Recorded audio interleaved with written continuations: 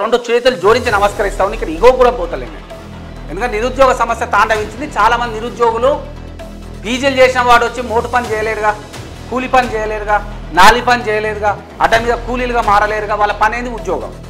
మరి ఉద్యోగం దక్కనప్పుడు బలవన్ మరణాలకు పాల్పడతా ఉన్నారు, ఆత్మహత్యలు చేసుకుంటా ఉన్నారు. ఎందుకంటే రెక్కలు ముక్కలు చేసుకొని వాళ్ళ తల్లిదండ్రులు చదివిస్తారండి పాపం. వాళ్ళని తల్లిదండ్రులకు ఏ మొహం చూపించాలి? 25 ఏళ్ళ కొడుకునైనా పీజీ చేసినా ఉద్యోగం రాలే, నా కుటుంబం నా కోసం అప్పు చేసింది, అప్పు తీరుద్దామన్నా నేను డబ్బులు అందించలేకపోతున్నా, ఇవ్వలేకపోతున్నా, నా కుటుంబాన్ని ఆదుకోలేకపోతా ఉన్నాని మనసు కాక వికలమై మనసు విరిగిపోయి చెట్లకు వేలాడుతూ ఉన్నారు, దూలాలకు వేలాడుతూ ఉన్నారు, ఫ్యాన్లకు వేలాడుతూ ఉన్నారు, పురుగుల మంది తాగుతూ ఉన్నారు, ఒంటిపై కిరోసిన్ పోసుకుంటున్నారు, నిప్పండించుకుంటున్నారు. మరి ఇవన్నీ పోవాలంటే ఉద్యోగం రావాలి. ఉద్యోగం రావాలంటే మీరు తీసుకొచ్చే పరిశ్రమలలో స్థానిక పిల్లలకు ఉద్యోగాలు ఇవ్వాలని చేతులు జోడించి నమస్కరిస్తూ ఉన్నాం. రేవంత్ రెడ్డి అన్న కూడా బాగా తెలుసు, అన్నాన్ని ముద్దుగా పిలుచుకుంటాం మరి సీఎం గారు.